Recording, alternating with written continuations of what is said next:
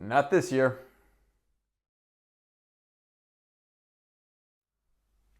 Ciao a tutti. Hi everyone. Well, welcome back to another episode of David's Doses of Italy. It's been about 2 weeks since I made a video, and some of you are probably wondering what happened to me.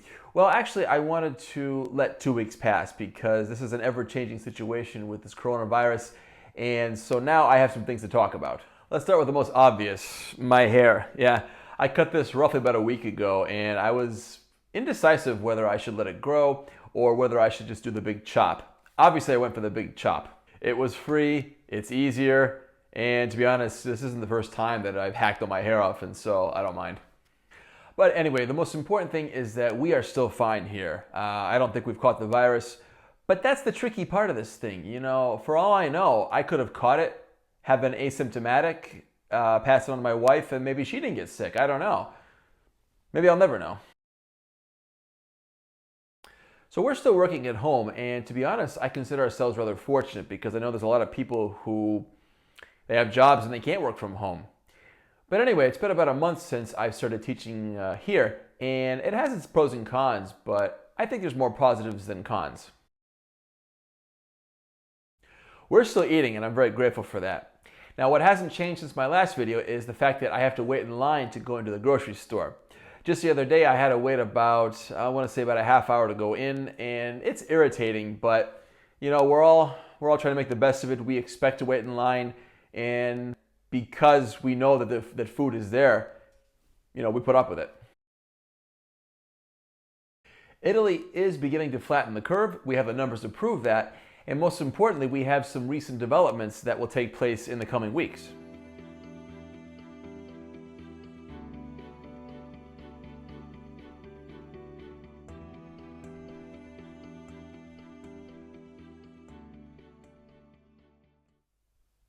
April 14th, for example, we'll see some stores opening up in Italy. And I have my notebook here because I can't remember.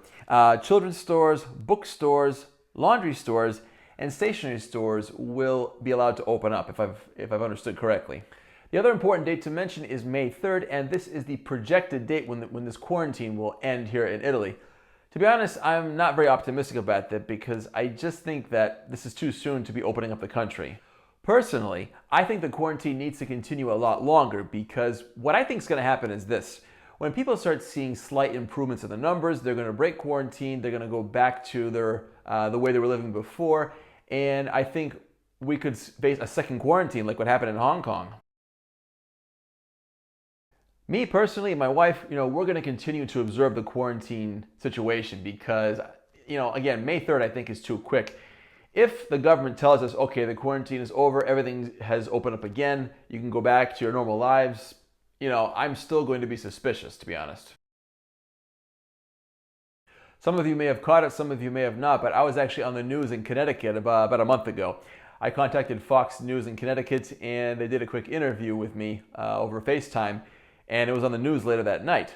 In the interview, I wanted to simply warn Americans about what's going on here and what they could expect and how they could avoid it.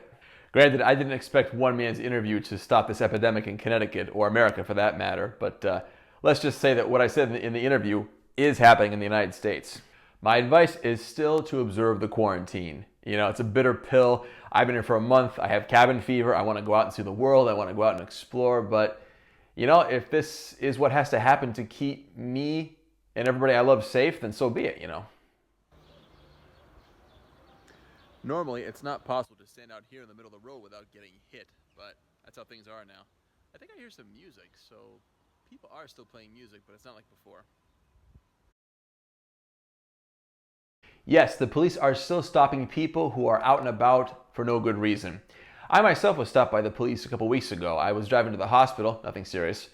And yeah, they stopped me, they asked me where I was going. I had to show them my autocertificazione, the self-declaration form. But then I was off on my way. You know, granted, under normal circumstances, I would really object to this. You know, I don't like being stopped and asked where I'm going. But given the circumstances, you know, it is what it is. Easter is canceled, and yeah, that's the bitter reality of this quarantine. Easter is one of the biggest holidays here in Italy, And with that said, I think that this weekend we could see people breaking quarantine. You know, people are going to go out and see their friends and family. And I think that poses a health risk because I think that means people are going to go out, break quarantine, and possibly, cause the numbers to rise again. Hopefully not. I also usually travel for Easter. In past years, I've been to Naples, I've been to Florence. We usually go to Sicily. So, yeah, it's hard.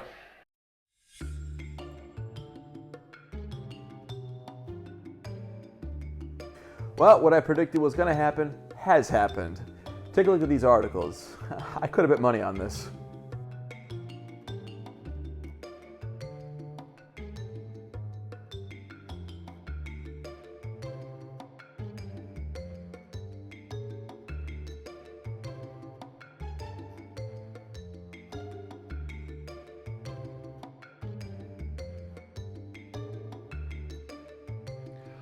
Fortunately, they can't stop us from buying Easter food.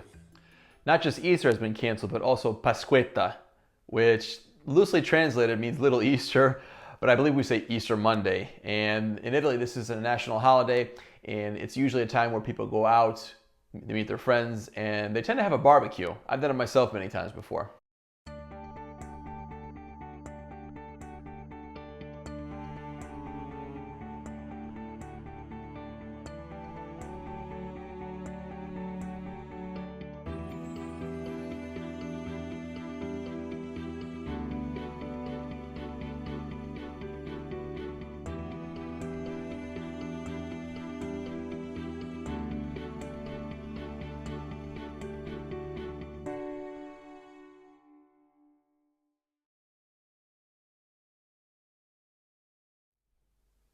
I don't know about the rest of you, but this is one of the most surreal situations I've ever faced in my life.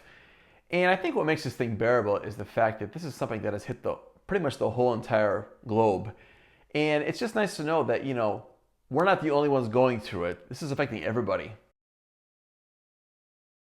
So I want to end this video on a positive note. And I think that at the end of this whole epidemic, we are going to see a boomerang effect. You could also call it a slingshot effect. And the idea is this. For all the businesses that have closed because they rely on human contact, once this thing ends, I think people are going to want to go back to those businesses. The barbers, for example, I think the barbers are going to see long lines out the door of people that look like Cousin It that want a haircut. And you're also going to see, I think, a boom in the tourism industry because people, after they've been cooped up for about a month or so, they're going to want to go out and not see their houses for a very long time. I do think, however, that it's in every country's best interest to try and protect all the businesses that have been forced to close due to the epidemic. I mean, this is a global problem, and so, if all countries don't react in the same way, then what's going to happen to the world economy? So to wrap this up, I just want to say that I've done my very best to make this video candid, objective, and also to be positive. And there is something to be positive about. We are flattening the curve here. Social distancing is working. And I think that with perseverance and patience, we can do this. Ce la faremo. I'll see you next time.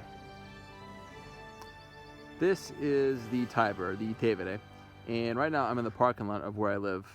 And I like to come here once a day at least. And I'm very grateful that I can see, the mixture of trees, sun, and the river. So at least I have this.